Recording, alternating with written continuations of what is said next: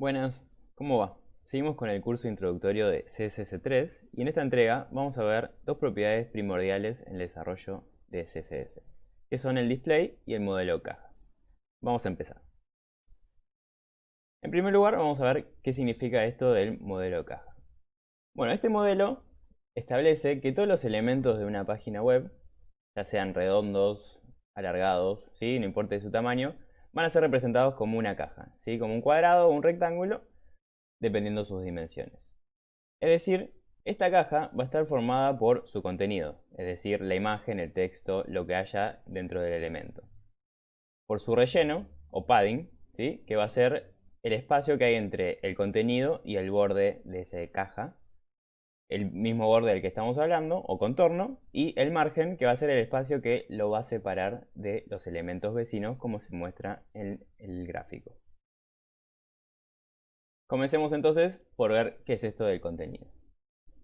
En el ejemplo tenemos una imagen, ¿sí? Con sus atributos src, alt y id, y con un css donde establecemos dos propiedades, el width o ancho y el height o alto.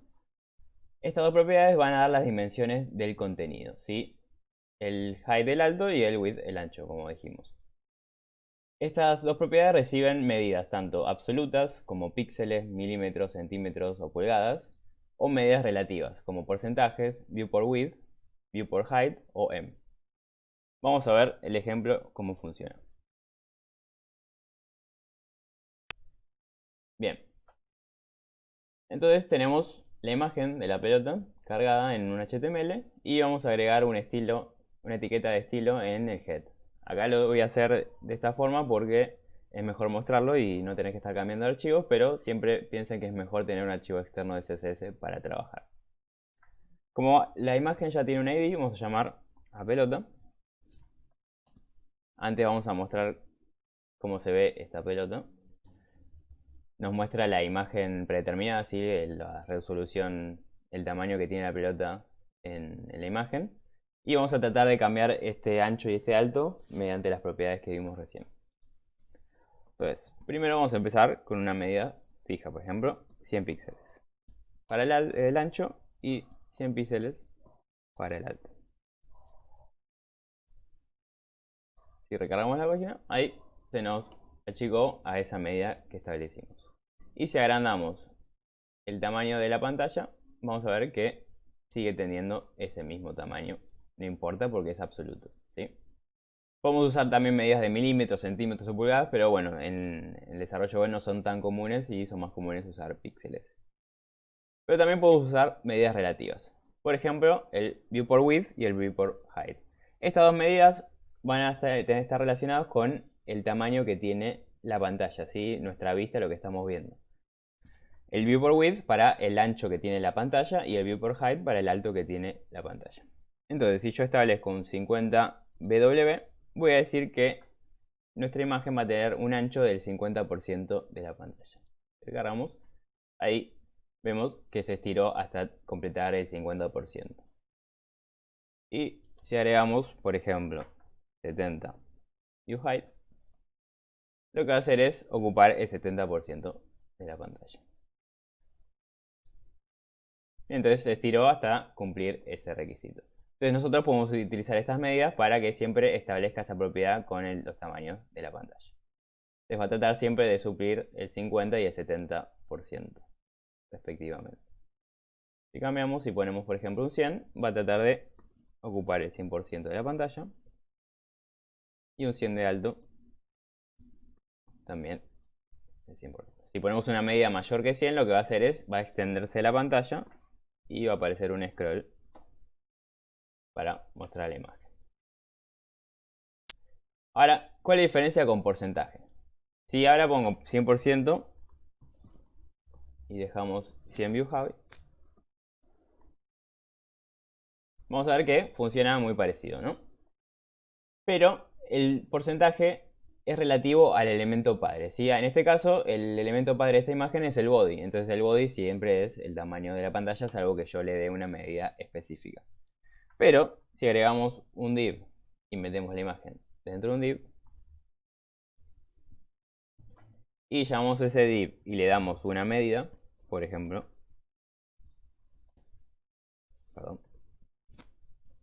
el width va a medir el 50% de la pantalla. Entonces ese 100% ya no va a ser el 100% de la pantalla, sino el 100% del padre, que es el div. Entonces va a medir también el 50% de la pantalla. Bien. Y si achicamos, no sé, un 50%, va a ser un 50% del tamaño del padre, que es el 50% de la pantalla. O sea, un 25% del total de la pantalla. Tengan cuidado al usar porcentajes con las alturas, porque generalmente el body no tiene una altura definida, no hay una medida exacta. Entonces, muchas veces no va a funcionar utilizar un porcentaje en algo que no tiene medidas. En este caso funciona porque va a tratar de mantener la proporción de la imagen medida con un ancho. Pero si tenemos un div, por ejemplo, vacío, vamos a probarlo. Vamos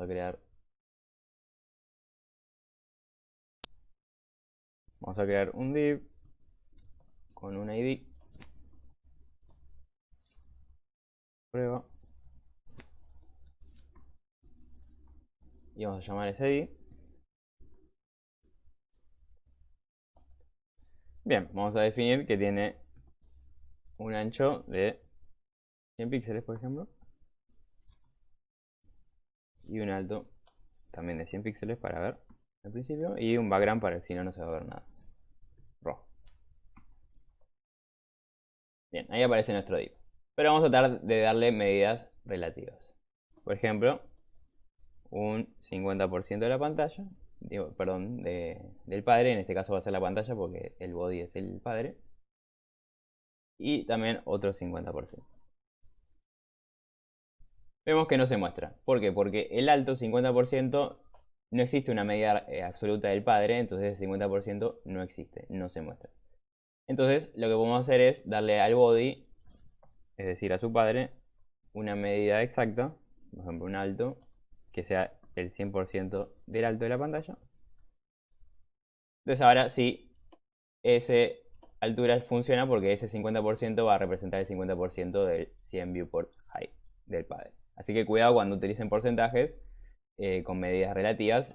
Especifiquen que el padre tenga una medida absoluta o también relativa, pero que tenga una medida al fin y al cabo.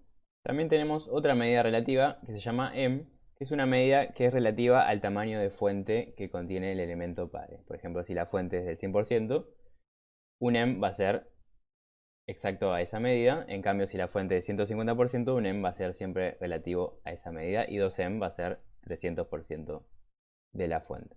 Por ejemplo, vamos a llamar a la pelota y ponerle 10em, por ejemplo, de ancho y 5em de alto.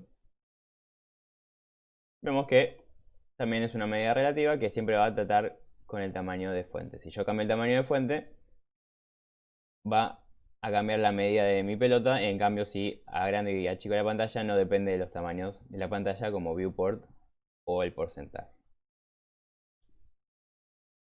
Volvamos a las medidas anteriores para tener un tamaño fijo para seguir trabajando. Antes de continuar con las otras propiedades del modelo de caja, quiero mostrarle que es importante ver cómo funciona esta caja. Entonces vamos a inspeccionar y abrir la consola del navegador para ver cómo se está mostrando esto. Si vemos, nos posicionamos sobre la imagen, vamos a ver que se nos selecciona un cuadrado, ¿sí? Porque esa es la caja que contiene a nuestra imagen de pelota. Y si vamos a la consola, vemos acá abajo que nos muestra este modelo de caja, ¿sí? Con un contenido que, como dijimos, es 100 píxeles por 100 píxeles. Y después nos muestra si tiene padding en verde, borde en amarillo y margin en naranja. Como todavía no tiene nada, no lo está mostrando y solo muestra que el contenido tiene 100%. Cada vez que agreguemos una nueva propiedad va a aparecer y nos va a mostrar esa propiedad con su color. Entonces, vamos a ver las otras propiedades para seguir trabajando. Bueno, ahora tenemos el borde. ¿Qué es el borde? Bueno, va a ser este contorno que ya existe, pero la propiedad border lo que va a hacer es resaltarlo con algún color, algún tamaño, ¿sí? Y algún estilo. Entonces en nuestro ejemplo teníamos el width y el height con 100 píxeles y vamos a agregar un border width, o sea un ancho de borde de 2 píxeles, por ejemplo, un estilo de borde sólido. Hay varios estilos de borde como dotted, que es punteado, dashed, que es guionado, double, o sea, un doble borde. Y hay algunos más, pero no son tan comunes. Estos son los más comunes y el más común de todos es el sólido. Y también tenemos la propiedad border color. En este caso estoy poniendo un color de borde violeta. Pero también esto se puede simplificar con la propiedad lisa y llanamente border, donde ponemos primero el ancho, separado un espacio el estilo, y separado por otro espacio el color. Entonces formamos con una sola propiedad lo mismo que teníamos antes en tres propiedades. Vamos al ejemplo. Bien, entonces vamos a llamar a la pelota.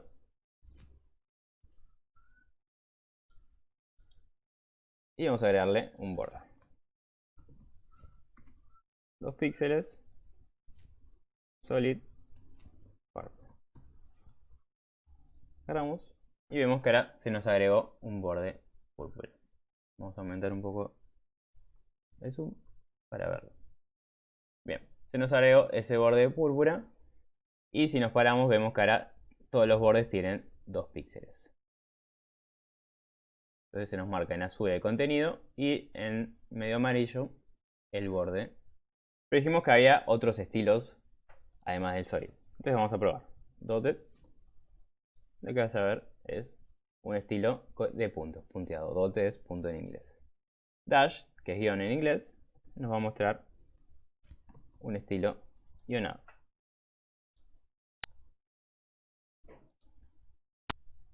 Bien.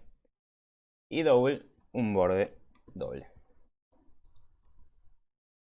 Perfecto. Y así podemos jugar con las medidas y podemos poner bordes más anchos o bordes más chiquitos y de diferentes colores con diferentes estilos.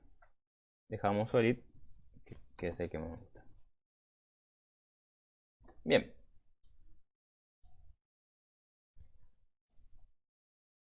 También puedo modificar estos bordes para que sean un poco más redondeados. Para eso utilizo la propiedad border radius y puedo utilizar píxeles para darles un redondeado en los bordes mediano. O puedo usar un 50% de border radius para que sea totalmente redondo ese borde y ahí estaríamos modificando la caja y ya va a dejar de ser cuadrado o rectangular para pasar a ser redonda.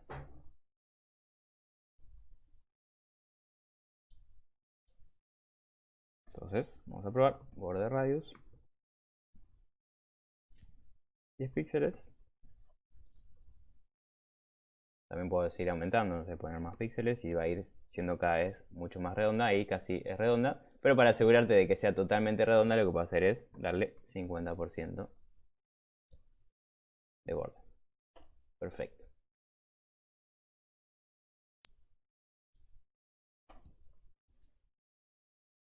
Bien, ahora seguimos con el relleno o padding. ¿Sí? Este espacio va a ser el que se encuentra entre el contenido de la caja, en este caso de la imagen, y el borde. ¿Sí? Yo puedo aumentar ese espacio que hay entre ellos dos con la propiedad padding.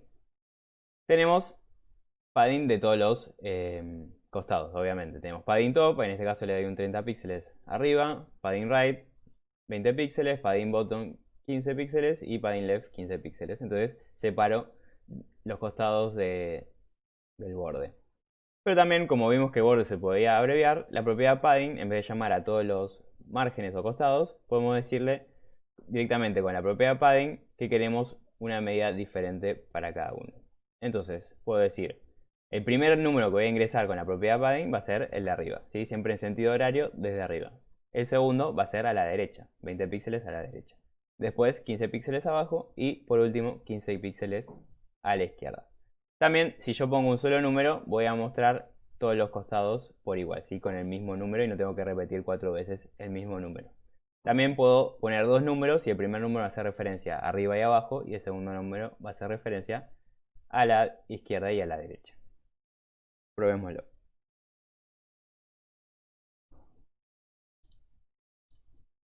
Vamos a sacar el borro radius y vamos a ver un padding, por ejemplo, de 20 píxeles. También puedo usar medidas relativas, es lo mismo. Bien, ahí se me agrega 20 píxeles entre el contenido y el borde de todos los costados. Pero puedo hacer que arriba y abajo haya 20 píxeles y a los costados 5 píxeles. Entonces, con dos números, el primero hace referencia a arriba y abajo y el segundo izquierda y derecha. O puedo hacer que todos sean diferentes. Entonces, como vimos antes, agregarle un número diferente a cada uno. 30 píxeles, 20 píxeles, 15 píxeles, 10 píxeles. Entonces cada costado va a tener un tamaño diferente. Y si inspeccionamos, vemos que en azul está el contenido, en verde el padding con todas sus medidas, 30, 20, 15, 10. Y en amarillo está nuestro borde de 2 píxeles en cada costado. Dejemos ahora un padding específico para todos los costados. Bien. ¿Qué más tenemos entonces? El margen, por último. El margen va a ser, a diferencia del padding que se encuentra dentro de la caja, ¿sí? Entre el contenido y el contorno de esa caja, el margen va a ser exterior a esa caja. Y lo que va a hacer es separar el elemento de los elementos o los bordes de la pantalla. ¿Sí? Los va a separar de sus vecinos o de los bordes de la pantalla si no tiene otros elementos. Entonces, por ejemplo, utilizo la propiedad margin bottom, left, right, top, como vimos con padding. Y también se pueden abreviar, al igual que padding, con la propiedad margin. Y establecer todos los bordes en sentido horario empezando desde arriba. O utilizar dos números para arriba y abajo, izquierda y derecha. O un solo número para todos los costados de la misma medida. Entonces vamos a agregar abajo un H4 como vimos en el ejemplo, que diga pelota, y lo vamos a separar de su elemento vecino.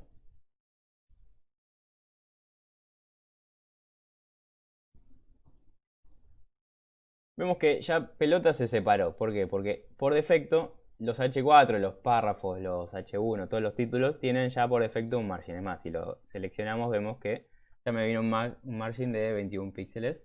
Es el que viene por defecto con el navegador. Pero lo que puedo hacer es decir que ningún elemento de mi página web tenga margen para después yo ponerle los margen que necesito sin tener que depender de los estilos predeterminados del navegador. Entonces ahí ya están juntos.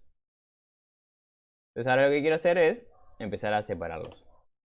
Bien, entonces vamos a usar el margin. Como vimos yo había puesto margin bottom y le había puesto 20 píxeles. Entonces vemos que ya se maneja ahora una separación. Se me aparece el margin en naranja, separado de su elemento vecino que es el H4. Y también lo puedo separar del borde con margin left, por ejemplo. Y lo quiero separar 10 píxeles.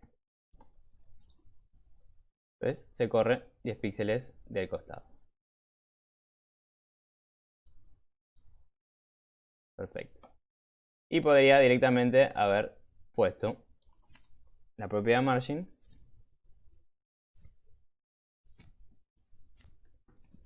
para agregar el mismo margen en todos los costados. Por ejemplo, 30 píxeles. Entonces vemos que ahora hay 30 píxeles arriba, 30 píxeles al costado y hacia abajo. Perfecto. Volvamos a lo que estábamos antes para tener más prolijo el ejemplo. Bien.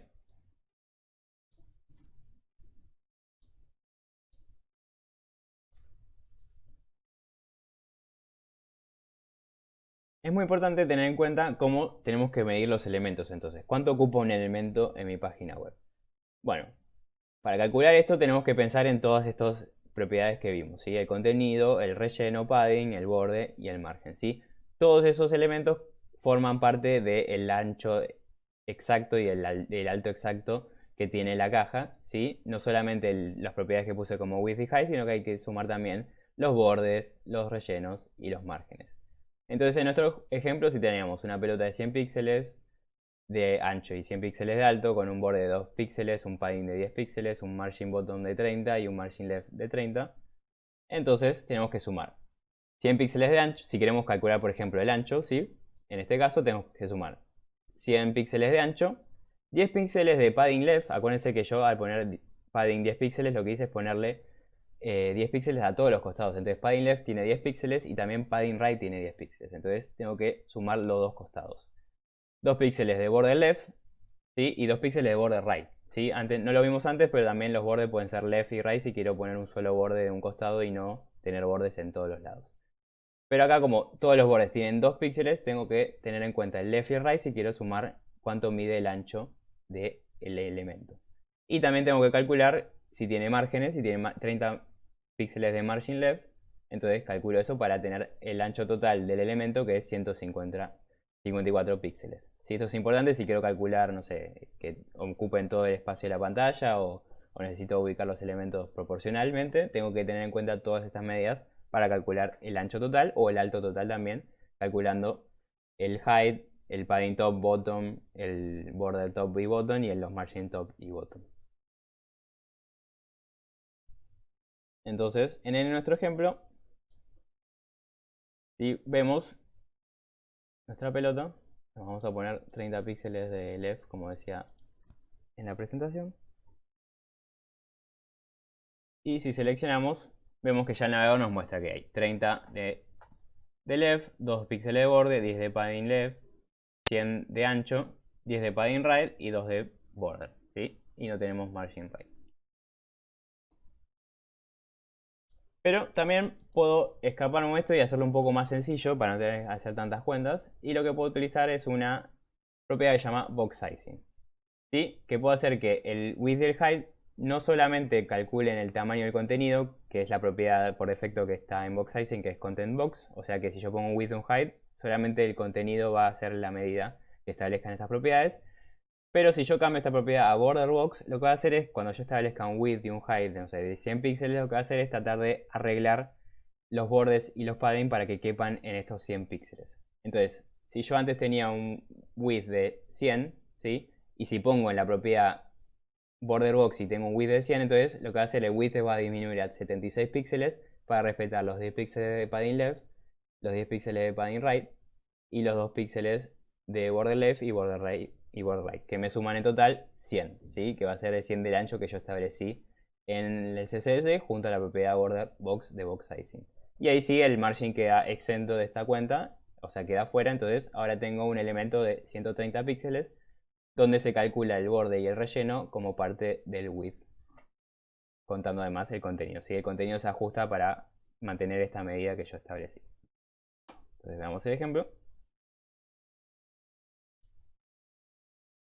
Vamos a poner box sizing y la propiedad border box.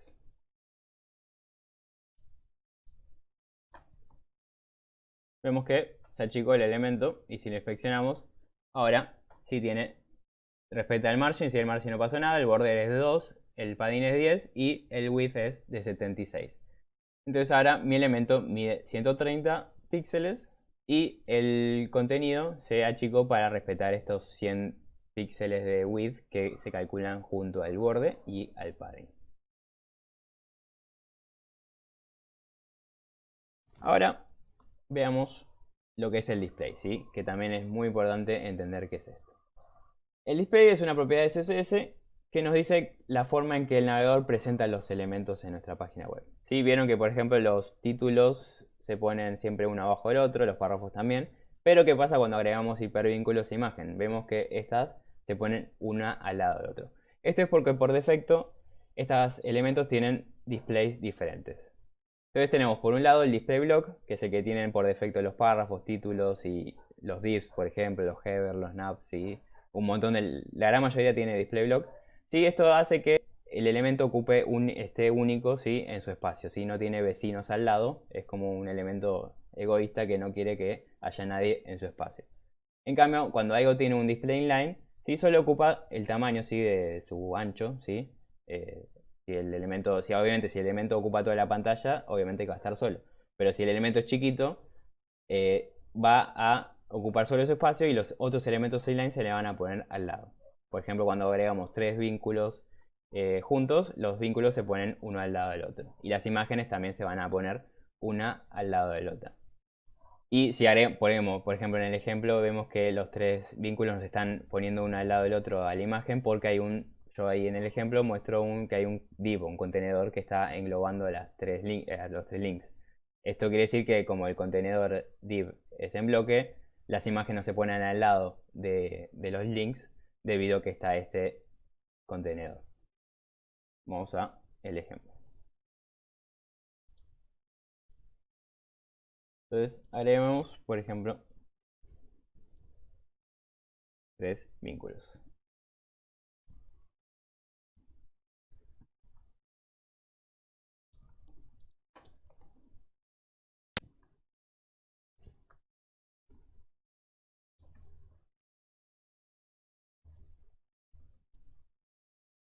Bueno, vemos que se ponen uno al lado del otro. Yo puedo cambiar esto, ¿sí? Porque por defecto son inline y en cambio, o por ejemplo decir que el H4 no tiene más display en bloque, sino va a tener display inline. Entonces llamo a la propiedad display y ponerle, no, ahora sos inline. Entonces lo que va a pasar, lo que tengo que hacer obviamente es sacar el H4 del div, si no, no va a funcionar. Bien, entonces, ¿qué pasó? El H4 ya dejó de ser en bloque, ¿sí? Y se ubica los elementos inline que siguen uno al lado del otro. Pero lo que puedo hacer es también cambiar el display de los side, es decirles que ya no son más inline, sino que son en bloque. Entonces ahora, en vez de estar uno al lado del otro, se van a ubicar uno abajo del otro. Y pelota sigue siendo de display inline, pero quedó solo porque no tiene otros elementos inline alrededor. Si inspeccionamos, vemos que ahora pelota solo ocupa su espacio y los A ocupan todo el espacio horizontal, ¿sí? Hasta terminar la pantalla. Entonces yo puedo jugar con estos displays para ubicar los elementos de diferente forma. Pero tenemos otros tipos de display, ¿sí? Estos son básicos y tenemos algunos más que los vamos a ir viendo. Bien, por ejemplo tenemos inline block, ¿sí? Esta propiedad nos permite agregar margin y padding top y bottom a los elementos inline, porque como propiedad los elementos inline no pueden tener margin top y margin bottom. Si volvemos a los A en línea y al H4 en bloque, y vamos a tratar de llamar a los A y ponerles margin 50 píxeles.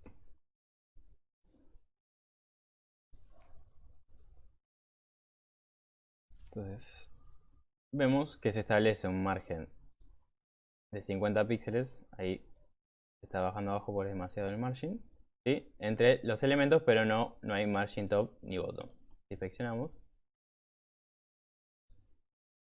vemos que se genera ese margin left y right y no el margin top y bottom. Entonces lo que vamos a hacer es cambiar el display de esos elementos a inline block para mantener la propiedad de inline, sí, en línea, pero que pueda tener estas propiedades de margin top y padding. Y ahora sí mantiene los márgenes que le queríamos agregar. Voy a poner un poco más chico. Bien. ¿Qué otros tipos de display tenemos? El none, como se mostraba antes. Yo puedo tener un display none para ocultar los elementos si no quiero que se muestren, ¿sí? Van a seguir existiendo en el código, ¿sí? El navegador los entiende que están ahí, pero no se ven en la página web y no ocupan espacio, ¿sí? No es que queda en blanco ese espacio. Por ejemplo, llamamos el H4 y vamos a ponerle display none. Vemos que desapareció. Si inspeccionamos, no está, no hay nada, pero si vemos el código, sigue estando ahí, sí, pero no tiene espacio, no existe. Para que esto es útil cuando yo quiero ocultar elementos y que se muestren cuando el usuario haga algo. Si esto después con JavaScript nos va a ser, vamos a poder agregarle cierta lógica cuando pase cierta cosa, aparezca el elemento si cambia de display none a display block o inline block o otro display. Bien, esos son los displays más básicos que tenemos. Después tenemos otros dos displays que son relativamente nuevos, que son Flex y Grid.